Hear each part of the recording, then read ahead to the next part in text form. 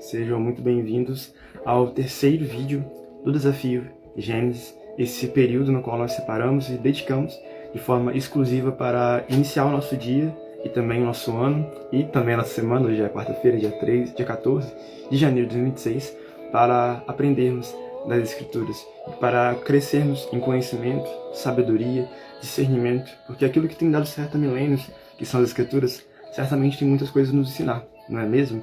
Então nós iniciamos esse desafio na segunda-feira, dia 12, falando sobre o que é o livro de Gênesis, quem o escreveu, qual foi o contexto da sua escrita, para quem foi escrita. A princípio era para o público hebreu que estava saindo do deserto, saindo do Egito, na verdade, prestes a entrar na Terra Prometida. Moisés é tido como de forma tradicional. A tradição leva a colocar Moisés como autor dos 5 primeiros livros do Pentateuco.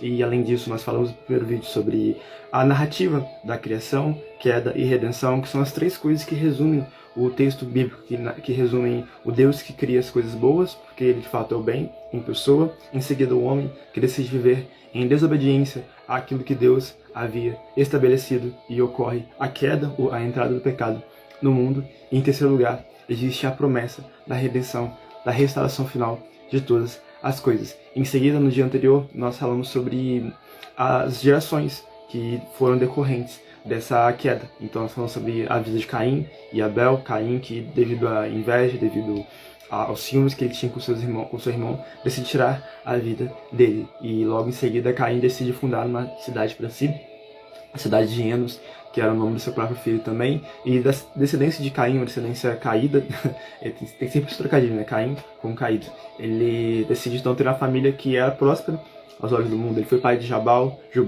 e Tubal-Caim, também de Lameque. Pessoas que eram influentes na sociedade, pessoas que eram pais daqueles que eram pastores de ovelhas e que habitavam em tendas, e também pai daqueles que tocadores de flauta, e também daqueles que eram capazes de dominar a metalurgia, na verdade, né, o domínio do bronze, do ferro, do metal. E Lameque, por exemplo, foi o primeiro pai que utilizou da bigamia, foi o primeiro bígamo da Bíblia, o primeiro que usou da poligamia, sendo que nós sabemos que Deus estabelece a família, o matrimônio, para ser apenas entre um homem e uma mulher, e não entre várias pessoas, porque isso não seria de acordo com aquilo que Deus deseja, porque ele fala que deixará o homem, seu pai e sua mãe, e se unirá a sua mulher, e serão uma só carne. Então nós entendemos que dessa geração caída de Caim vem todos esses males, as pessoas que, por fim, quando Lameque fere a um homem que havia machucado ele, e um menino também que havia atingido, ele fala que se Caim fosse vingado 7 vezes, então Lameque seria vingado 70 vezes 7. Esse é o ápice da família caída de Caim. Esse é o ápice da família de alguém que não decide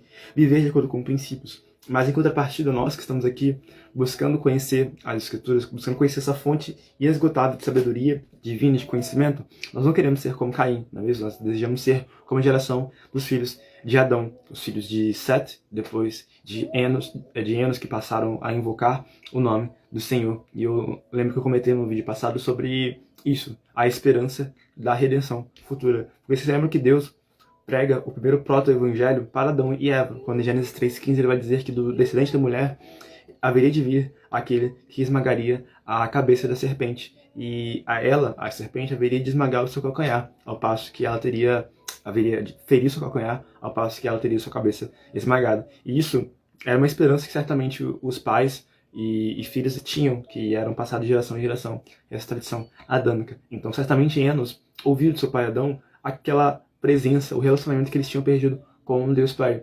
E Enos talvez pensasse: nossa, será que será em minha geração? Será que deve ser em minha geração que essa semente vai ser manifesta, o descendente da mulher virá para esmagar a cabeça da serpente? E certamente isso passou de pai para filho. Enos, Cainã, Malalel, Jared, Lameque, que não é o do Caim, Matusalém, Enoque, que andou com Deus durante 365 anos da sua vida, que nos simboliza também a importância de nós andarmos com Deus, de nós vivermos em comunhão diária, contínua, cotidiana com Deus, todos os dias do nosso ano, todos os dias da nossa vida. E depois, então, Enoque passa a ser trasladado, ele não é mais visto. Em seguida nós temos Noé, que foi pai de Sem, Cã e Jafé, e Noé foi aquele que nós concluímos o vídeo anterior. Noé, que era um homem que foi achado graça aos olhos de Deus. Noé, o único que, junto com Enoque foi dito como aquele que andava com Deus, porque ele achava graça como um Senhor. Que nós possamos também ter essas verdades no nosso coração. Nós estamos iniciando agora o vídeo de hoje, recapitulando o que falamos anteriormente sobre o início da criação e depois sobre as famílias que vieram disso. E hoje nós iremos aprofundar nos capítulos 7, 8 e 9, que são as narrativas do dilúvio e da vida do obediente Noé. Vou desligar a música e vamos iniciar ao vídeo. E sempre de costume nós iniciamos com uma oração, pedindo discernimento e iluminação espiritual. Então você pode fechar os olhos comigo e vamos orar ao Senhor. Pai, mais uma vez nós entramos aqui nesse momento no qual nós separamos para conhecer mais do Senhor, da sua palavra, que o Senhor venha achar graça e misericórdia em nosso coração, que nós possamos ter um coração sensível à sua voz, à sua mensagem e à sua palavra. Nós te agradecemos pela noite que o Senhor nos concedeu o descanso, nós agradecemos pela revelação que o Senhor nos concede das Escrituras, nós somos gratos. Jesus, nós somos tão gratos pelo Senhor, porque o Senhor decidiu se revelar a nós, se manifestar a nós, para que nós não fôssemos deixados confundidos, para que nós não fôssemos deixados sem nenhum norte, porque o Senhor decide mostrar-se a nós, decide ter um relacionamento conosco, o Senhor decide se relacionar com a sua criação. Nós pedimos por mais do Senhor, por mais de Ti nessa manhã, mais da Sua presença, em nome de Jesus. Amém. Gênesis capítulo 7, versículo 1 está escrito: O Senhor disse a Noé: Entre na arca, você e toda a sua família, porque reconheço que você tem sido justo diante de mim no meio desta geração. De todo animal puro, leve com você 7 impuros, 7 pares, o macho e a sua fêmea. Mas os animais impuros, leve um par, o macho e sua fêmea. Também nas aves dos céus, leve os 7 pares, macho e fêmea, para se conservar a semente sobre a face da terra. Porque daqui a 7 dias farei chover sobre a terra durante 40 dias e 40 noites. E farei desaparecer da superfície da terra todos os seres que fiz. Em primeiro momento, vendo distância, nós podemos duvidar. Nossa, que contradição, não é mesmo? Primeiramente, Deus havia dito para Noé que ele teria de trazer apenas pares, duas espécies apenas, 2 exemplares de cada espécie de ser vivente. Mas depois ele vai dizer aqui que deveria trazer 7 pares de animais. Qual é a verdade aqui? A gente, ao aprofundar o contexto bíblico, a gente consegue entender melhor. 2 seria a forma com que eles iriam entrar. Então, se eles eram um casal, então eles deveriam entrar de 2 em 2. Contudo, isso não indica que apenas 2 animais seriam trazidos de cada espécie, porque Deus aqui especifica isso e aprofunda esse direcionamento que ele dá para Noé. Na verdade, seriam 2 animais apenas impuros e 7 animais puros. E qual que é essa divisão? Qual é a raiz dessa divisão? Deus ainda não havia trazido a lei com L maiúsculo para o seu povo, porque o seu povo é formado apenas em Êxodo. Mas aqui ele já havia mostrado, havia trazido indícios daquilo que ele tinha desejo de formar com o povo na antiga aliança. Então aquilo que é dado para Moisés em Êxodo e Levítico, os animais puros, animais impuros, aqueles que rastejam, aqueles que ruminam, aqueles que têm um casco fendido, esses eram animais impuros, que não deveriam ser sacrificados e nem alimentados pelo povo. Ao passo que os animais puros poderiam ser sacrificados e alimentados.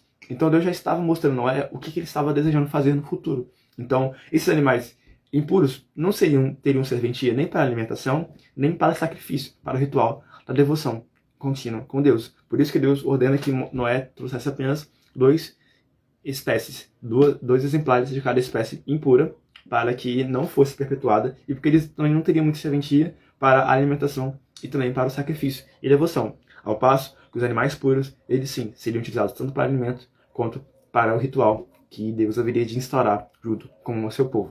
Beleza? Então, Deus faz isso, ele anuncia a Noé aquilo que ele haveria de fazer. Isso é muito importante, gente. Deus anuncia os seus planos para os seus amigos. E nisso está importante nós buscarmos a amizade contínua de Deus. Porque Deus não vai falar as coisas que ele deseja fazer para os seus inimigos, para aqueles que não têm uma aliança consigo. Por isso que é necessário que nós busquemos nos aliançar com Deus. Busquemos conhecer a sua verdade, conhecer as Escrituras, porque é a sua vontade revelada para nós. Porque assim nós saberemos discernir os tempos e estações, assim como Noé foi capaz de discernir que daqui a 7 dias do momento que Deus havia falado primeiramente com ele, quando ele havia construído a arca, haveria de chover durante 40 dias e 40 noites, porque Noé conhecia ao Senhor. Noé, ao conhecer a verdade, não seria confundido. Isso também nos ensina um princípio muito valioso, meus amigos. A importância de nós conhecermos a verdade, de nós sermos tão imersos em conhecimento da palavra, das Escrituras, daquilo que Deus decide se revelar para nós, que quando aquilo que é falso ou a falsa informação, uma pseudo-verdade, se aparecer para nós, nós não iremos cair, porque nós já conhecemos aquilo que é verdade. Noé conhecia a palavra, conhecia a vontade, a voz de Deus de forma tão íntima, que quando Deus se revelou para ele, disse: Noé, daqui a 7 dias eu vou fazer chover sobre a terra. Beleza, Senhor. E durante 40 dias e 40 noites, a chuva ficará durante toda a terra. E Noé falou, beleza, porque ele confiava que Deus, aquele que havia se revelado a ele antes, ordenando que ele construísse a arca, seria o mesmo que seria fiel até o fim, para que essa obra fosse concretizada em sua vida. Vamos continuar então, versículo 5. E Noé fez tudo como o Senhor lhe havia ordenado. Noé tinha 600 anos de idade quando as águas do dilúvio inundaram a terra. Por causa das águas do dilúvio, Noé entrou na arca, ele com seus filhos, a sua mulher e as mulheres de seus filhos, dos animais puros, dos animais impuros, das aves e de todo animal que rasteja sobre a terra. Entraram para junto de Noé a arca de 2 em 2, macho e fêmea, como Deus havia ordenado a Noé. E aconteceu que, depois de 7 dias, vieram sobre a terra as águas do dilúvio. Nós podemos perguntar, nossa, quanto tempo Noé levou para construir a arca? Nós vemos no capítulo anterior, no capítulo 5, versículo 32, que Noé tinha 500 anos de idade e gerou Sem, Cã e Jafé. E depois nós vemos que Deus revela a Noé para que ele criasse a arca nesse período em que já tinha tido Sem, Cã e Jafé. Então, pelo menos 500 anos de idade, Noé já tinha. E depois de dizer que ele entra na arca no seu ano 600. Então, pelo menos, Noé leva do seu ano 500 ao seu ano 600 para construir a arca. Então, pelo menos 100 anos é o período que Noé levou para construir esse grande artefato, esse grande transporte, que nós poderíamos dizer assim, essa grande estrutura para que ele fosse salvo, para não ser perecido junto com toda a criação. Isso também nos ensina sobre a nossa vida com Deus, não é mesmo?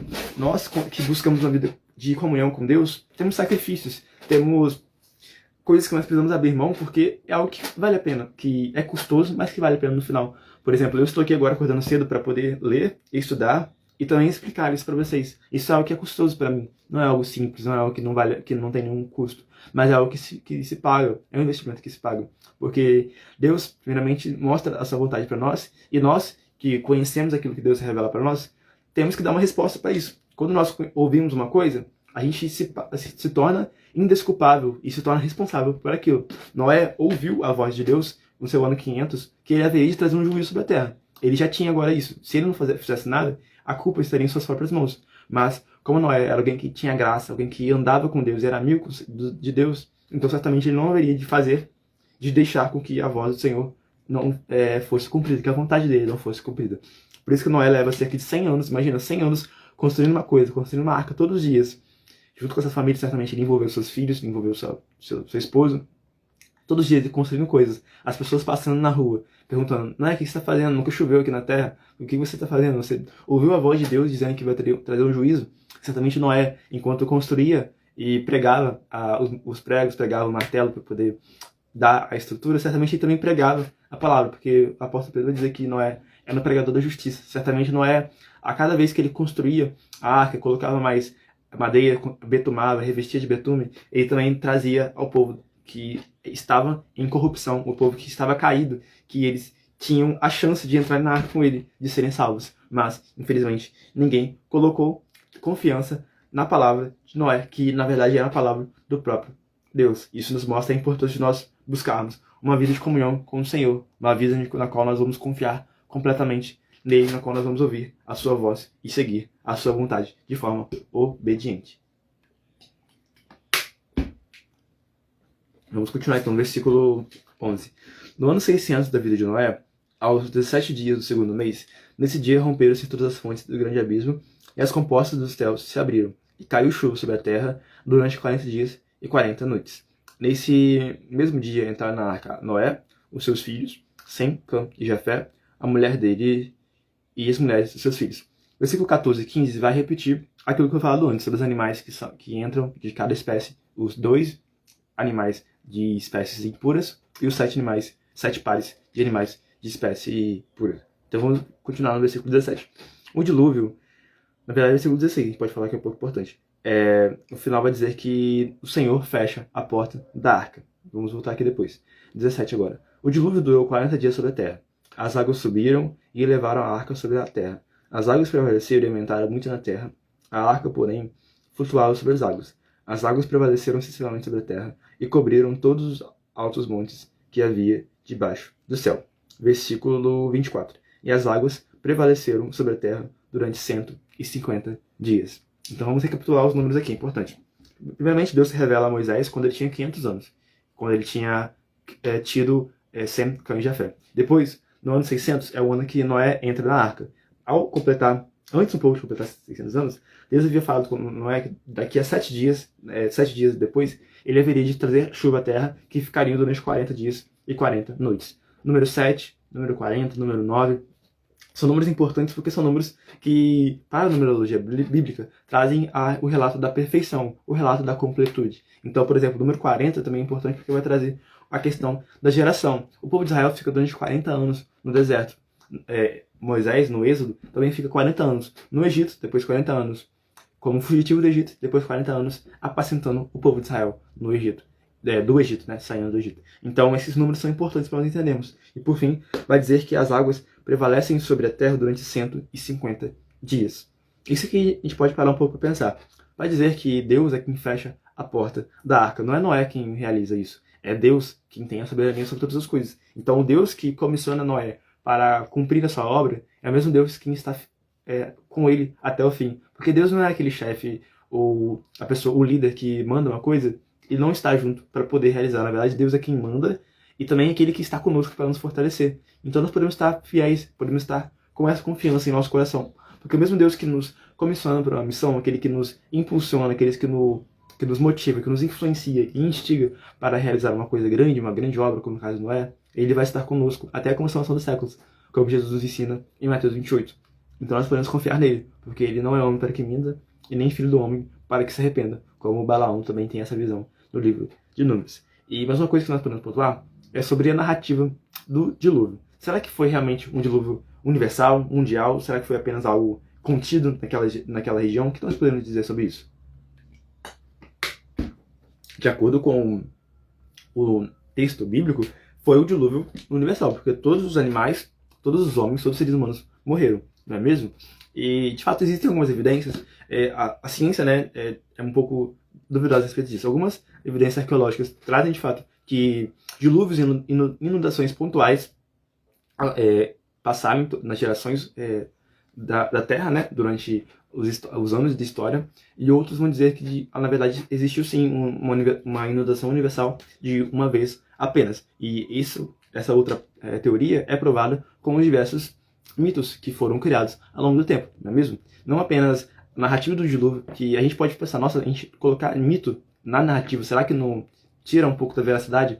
Na verdade não, porque mito não é apenas aquilo que nós entendemos que da mitologia grega, por exemplo, que vai dizer que são só histórias, lendas e contos criados pelo ser humano. Na verdade, mito tem a ver com aquilo que é usado como fundação, como história de fundação do povo. Por exemplo, a gente tem aqui no Brasil o mito de Pedro Álvares Cabral sobre as margens do Ipiranga gritando independência ou morte. Também nós temos o mito de Dom Pedro II, de Dom Pedro I, nas margens do Ipiranga. Também nós temos o mito de Pedro Álvares Cabral, agora sim, falando certo, chegando prestes na terra, né, do Brasil, chegando e descobrindo, entre aspas, o Brasil. Esses são mitos fundadores, são histórias que nós usamos e que são passadas de geração em geração e que servem para a identidade nacional de um povo. Então, elas são histórias verdadeiras e que nos utilizam para a união da identidade nacional. Então, o mito noético não é um mito no sentido de falso, tá, gente? É um mito que é utilizado para depois ser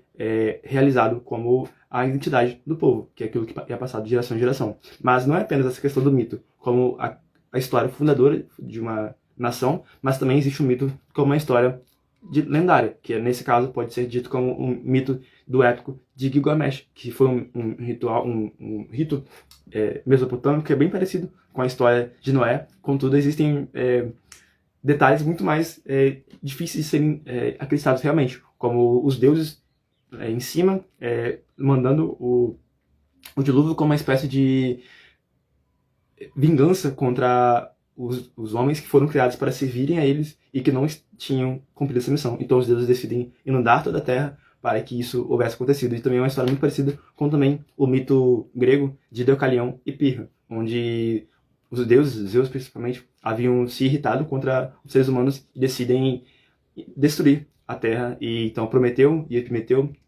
separam Deucalião e Pirra para que eles pudessem construir uma arca de forma parecida com Noé e eles não fossem destruídos. Mas no final da história de Deucalião, por exemplo, é algo muito difícil de ser entendido, porque vai dizer que Deucalião passa a jogar várias pedras, e sua esposa também Pirra, e dessas pedras que são jogadas, as pedras que Deucalião joga são criados os homens, e das pedras de Pirra são criadas as mulheres. E como nós vamos entender isso? De pedras foram criados seres humanos. São coisas muito difíceis de ser entendidas, não é mesmo? Do mesmo modo, o épico de Gilgamesh. Mas é que Gilgamesh era um homem muito influente que tenta ir contra a morte, que tenta batalhar contra a morte. E nesse período que ele tenta, esse épico, de fato, como diz o seu título, ele acaba também sofrendo o dilúvio, mas, de acordo com aquilo que os deuses haviam dito para ele, ele consegue sobreviver. E também, não apenas o épico de Gilgamesh, também não apenas o mito grego de Deucalião e Pirra, nós temos também o mito de Enuma Elish, que é mais parecido com o mito da criação, que vai dizer também que os deuses, houve uma guerra cósmica, uma guerra espiritual entre, por exemplo, o dragão Tiamat, que não é o dragão Tiamat do desenho antigo de Caverna do Dragão, mas é o dragão babilônico, do mito grego babilônico, e teve essa guerra cósmica, e dessa guerra surgiram os seres humanos. Do mesmo modo, existe a cosmogonia grega, que vai dizer que, primeiramente, houveram os titãs, houveram os deuses, e através dessas guerras surgiram os seres humanos. E dessas várias histórias que eu contei aqui, o que pode ser dito, gente? Na verdade, o falso, a falsidade, a falsa história só pode ser criada se primeiramente existir a verdade. Então, se nós colocamos o texto bíblico, se nós identificamos que o texto bíblico é a verdade, é a fonte verdadeira de toda a história, então aquilo que é falso, que é derivado dele, se mostra. Então, se nós temos a criação, que é narrada, que nós falamos aqui em Gênesis 1, 2, 3, e depois também tem a narrativa do dilúvio, isso é a verdade, então certamente que quando essas tradições são passadas de forma histórica de pai para filho, elas foram perdidas quando os povos foram dispersos, como nós iremos falar um pouco mais pra frente. Então, nós podemos entender que essas histórias derivadas, que são semelhantes um pouco em alguns detalhes com o texto bíblico, não invalidam a veracidade do texto bíblico. Na verdade, elas provam, porque diz que nos apontam que existe sim uma verdade, uma fonte verdadeira, e que existem essas fontes derivadas que se tornaram a distorção, né, desse contexto bíblico, beleza? Então nós podemos entender que sim, a criação foi dita como o Moisés escreveu, como Moisés, inspirado pelo Espírito Santo, escreveu, e também o dilúvio aconteceu da forma com que está escrito. Vamos continuar no capítulo 8, versículo 1. Então Deus se lembrou de Noé e de todos os animais selvagens e de todos os animais domésticos que estavam com ele na arca. Deus fez soprar um vento sobre a terra e as águas começaram a baixar. Fecharam-se as fontes do abismo e também as comportas dos céus, e a chuva do céu se deteve. As águas iam escoando continuamente da face da terra. Ao fim de 150 dias, as águas tinham baixado. Aqui vai dizer que depois de 40 dias que as águas haviam baixado, esses 150 dias, Moisés solta um corvo para que esse animal pudesse ir voando e encontrar uma terra, né? Encontrar uma porção seca da terra. Contudo, vai dizer que ele ia e voltava, né, até que se secaram as águas sobre a terra. Depois vai dizer que também Noé solta uma pomba para ver se as águas tinham diminuído. Mas a pomba, não achando lugar para pousar seus pés, ela retorna. Então Noé espera mais 7 dias e envia a pomba, e depois ela retorna com ela, trazendo consigo uma folha nova de oliveira. Noé espera mais uma vez 7 dias e envia essa pomba, e ela não volta mais para ele, mostrando então que a terra já tinha se retornado, já tinha secado a água. Isso é muito bom, porque Noé então estava esperando as estações. Isso nos mostra também a importância, meus amigos, da paciência, de nós esperarmos. Se nós temos um objetivo, por exemplo, nós queremos cozinhar uma comida, por exemplo, existe o tempo da maturação desse alimento. Se nós queremos plantar, cultivar uma coisa na terra, também existe o tempo de colheita, de plantio e de semeadura. Existe de semeadura e de colheita, né? Existe o tempo para todas as coisas. Noé entendeu que ele não deveria sair da arca e ficar na água, porque ele tinha que esperar a terra retornar. Então isso nos ensina a importância de nós esperarmos os tempos e estações, de nós não sermos imprudentes, de nós não sermos apressados, comprometendo todos os planos, porque para todo propósito debaixo do céu existe o tempo, como Salomão escreve em Eclesiastes capítulo 3. Continuemos versículo 13. Aconteceu que no primeiro dia do primeiro mês do ano, 601, as águas que estavam sobre a terra secaram. Então Noé removeu a cobertura da água e olhou, e eis que o solo estava enxuto. E aos 27 dias do segundo mês, a terra estava seca. Então Deus diz a Noé que ele devia sair da arca junto com sua família, junto com os animais que estavam com ele, e ele obedece a isso. No versículo 20 é dito a primeira devoção que Noé faz, o primeiro altar que ele constrói após o dilúvio. Está escrito: Noé levantou o altar ao Senhor, e tomando de animais puros e de aves puras, ofereceu o holocausto sobre o altar. E o Senhor aspirou o aroma agradável e disse consigo mesmo: Nunca mais vou amaldiçoar a terra por causa das pessoas, porque é mau o desígnio íntimo do ser humano desde sua mocidade. Também nunca mais vou destruir todos os seres vivos, como eu fiz desta vez. Enquanto durar a terra, não deixará de haver semeadura e colheita, frio e calor, verão e inverno, dia e noite. Deus se mostra fiel àqueles que são fiéis a Ele. Ele diz que nunca iria mais amaldiçoar a terra por causa das pessoas, porque o desígnio do ser humano é mau, e ele entendia isso. Então, não bastava mais enviar dilúvios, enviar juízos, porque os seres humanos não iriam mudar. Apenas Deus se encarnando em nós seria possível com que isso realmente se concretizasse. Então Deus entende que ele não seria mais capaz de realizar dilúvios para que a humanidade fosse mudada, porque o desígnio do coração do ser humano é mau por natureza. Então, esse relato também nos mostra sobre essa semente que é passada de pai para filho. Vocês lembram que eu falei de Gênesis 3,15 sobre a semente, o descendente da mulher? Essa geração deveria ser conservada para que dele viesse o descendente da mulher. Então, toda a criação, todo o cuidado que Deus faz com a humanidade é para que Jesus, na plenitude dos tempos, fosse encarnado, o Messias enviado por Deus, para que assim nós pudéssemos ter salvação. E por isso que está importante nós nos atentarmos tanto para o relato bíblico, para que assim nós não fiquemos confundidos e não fiquemos sem entender aquilo que Deus tem para realizar em nossa vida. Continuemos capítulo 9, versículo 1. Deus abençoou Noé e seus filhos, dizendo: Sejam fecundos, multipliquem-se e encham a terra. Todos os animais da terra e todas as aves do céu terão medo e pavor de vocês. Tudo que se move sobre a terra e todos os peixes do mar serão entregues das mãos de vocês. Agora Deus vai entregar não apenas as ervas, os vegetais que haviam sido o alimento do povo antes do dilúvio, agora também Deus vai entregar todo o animal que respira. Então agora a carne, o hábito carnívoro passa a ser também um hábito alimentar do ser humano. E talvez isso seja uma explicação para a redução da expectativa de vida, não é mesmo? Nós vimos antes que as pessoas viviam muito tempo, viviam centenas e centenas de anos, e indo no máximo de vida que foi Matusalém, que viveu 969 anos. A gente pode pensar, nossa, será que isso é verdade? Se a gente colocar em relação, em paralelo com os relatos babilônicos, isso é um número muito menor, porque vai dizer que os babilônicos viviam milhares ou dezenas e centenas de milhares de anos. E isso é algo muito mais difícil de ser acreditado, não é mesmo? Então aqui vai dizer que os homens passam a comer animais, mas com uma ressalva, que eles não deveriam comer o sangue, porque Deus ensina que, para eles, né, naquela dispensação, naquela revelação, naquela aliança que ele tinha com eles, que a vida estava no sangue. Então o sangue deveria ser entregue a Deus, porque é a Deus que pertence a vida. No versículo 7, mais uma vez, a bênção está expressa na multiplicação. Mas sejam fecundos e multipliquem-se, e povoem a terra, e multipliquem-se sobre ela. Versículo 9. Eis que eu estabeleço a minha aliança com vocês, e com a descendência de vocês, e com todos os seres vivos que estão com vocês, tanto as aves, os animais domésticos, e todos os animais selvagens que saíram da terra, como todos os animais da terra. Estabeleço minha aliança com vocês. Nunca mais os seres vivos que serão destruídos pelas águas do dilúvio. Nunca mais haverá dilúvio para destruir a terra. E agora Deus entra no ápice dessa aliança que ele faz com Noé e também com toda a criação. Este é o sinal da minha aliança que faço entre mim e vocês, e entre todos os seres vivos que estão com vocês, para todas as futuras gerações. Porei o meu arco sobre as nuvens, e ele será por sinal da aliança entre mim e a terra. Quando eu trouxer nuvens sobre a terra, e nelas aparecer o arco, então me lembrarei da minha aliança firmada entre mim e vocês. E todos os seres vivos, de todas as espécies, e as águas não mais se tornarão em dilúvio para destruir todos os seres vivos. O arco estará nas nuvens, eu o verei, e me lembrarei da aliança eterna entre Deus e todos os seres vivos, de todas as espécies que há sobre a terra. Este é o sinal da aliança estabelecida entre mim e todos os seres vivos sobre a terra. Deus se aliancia com o seu povo, ele se aliancia com a sua criação.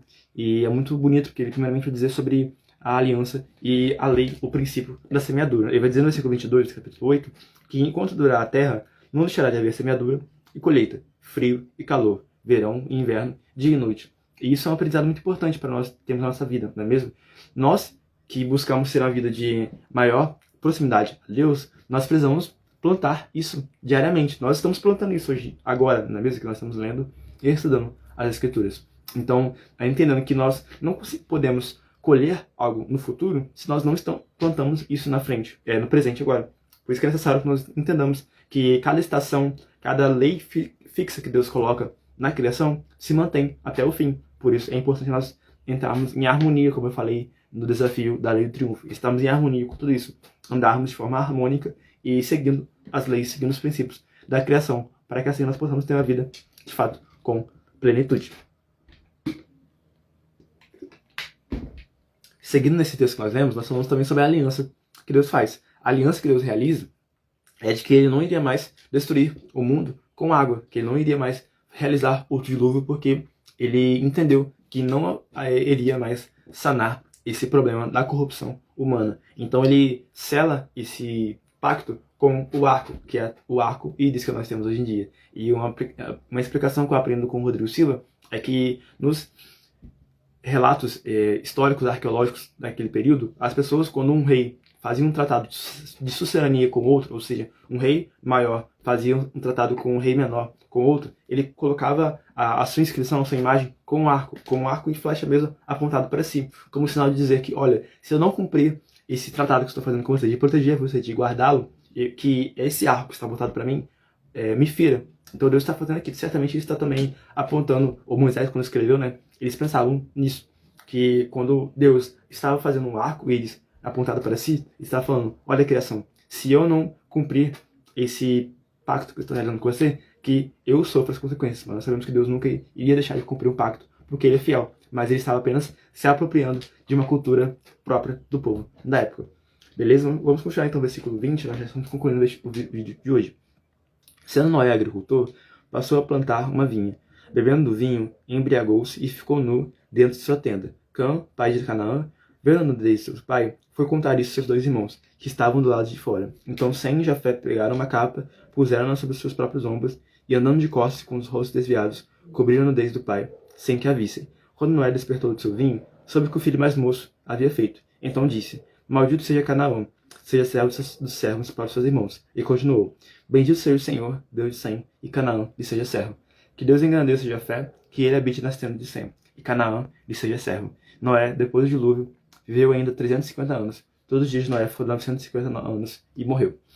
Nós temos vários aprendizados aqui que nós podemos falar. Primeiramente, a história de Noé sendo embriagado vai falar sobre a importância de nós não andarmos em embriaguez, de nós não perdermos o controle próprio, o domínio próprio da nossa vida pelo álcool ou por aquilo que nos tira a capacidade de discernimento. Noé, quando retorna do dilúvio, certamente o ecossistema, a natureza tinha mudado. Então ele não estava acostumado ainda com talvez a produção ou com o cultivo.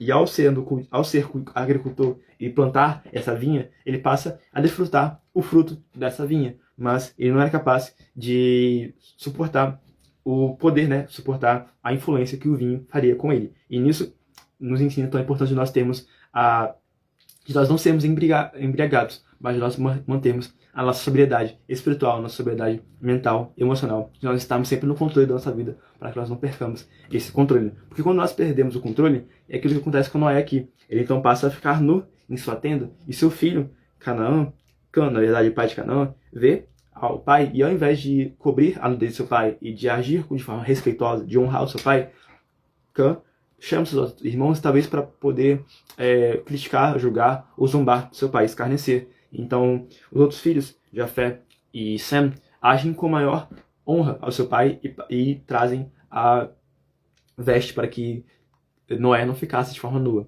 Então, nós temos duas interpretações principais aqui. O que aconteceu aqui? Qual foi o pecado de Cã para que ele fosse amaldiçoado e também seu filho? Será que ele, de fato, apenas não viu o pai e não colocou a roupa? Ou talvez uma outra interpretação que também é dada é de que Cã teria realizado uma relação incestuosa com seu pai. Essas são as duas interpretações para isso. Quando diz que Cã descobriu a nudez de seu pai. São dois pecados muito grandes que vão falar sobre a importância de nós termos o princípio da honra aos nossos pais. Cã não entendeu isso, e por não cumprir o princípio da honra, de não honrar o seu pai, toda a sua geração foi marcada. Isso é explicado e é evidenciado quando Canaã, o filho de Cã, é amaldiçoado para ser o servo dos seus irmãos Sem e Jafé. E isso é visto durante todo o desenrolar da história bíblica, que Sem e Jafé, Sem é o pai dos povos semitas, dos povos israelitas, os povos judeus de hoje em dia. A paz que Jafé, nós entendemos que é aquele que povoou o território da Europa, o território da Rússia, o território mais ocidental, enquanto Sem ficou com a região do Oriente, e Canaã ficou, talvez, Cã, na verdade, ficou com a parte da África, com a parte do Egito, essa parte mais entre a Europa e também o Oriente. Então, Canaã é amaldiçoado porque ele e seu pai, na verdade, não tinham cumprido o princípio da honra. Isso nos mostra a necessidade de nós honrarmos, de nós cumprirmos os princípios, de nós vivemos de acordo com a palavra, com as escrituras, para que assim nós não venhamos a sofrer as consequências dos nossos atos. Eu espero que você possa ter sido edificado com esse vídeo, e se de fato você o foi, não esqueça de curtir, comentar, compartilhar, para que mais pessoas sejam alcançadas por essas mensagens. Lembrando que não é sobre mim, mas é sobre mensagem, não é sobre mensageiro, mas é sobre aquilo que eu estou entregando. Que nós possamos ser como Noé, pessoas obedientes, pessoas que seguem a vontade de Deus, ainda que nós não entendamos as motivações e as causas daquilo que Ele faz para nós. Beleza? Muito obrigado pela participação. Até amanhã, às 6 da manhã, para a continuação desse vídeo, ou até hoje à noite, às 18 horas, para o desafio A Lei do Triunfo, que nós estamos realizando, lendo esse livro tão importante também, de Napoleão Hill. Forte abraço, um bom dia.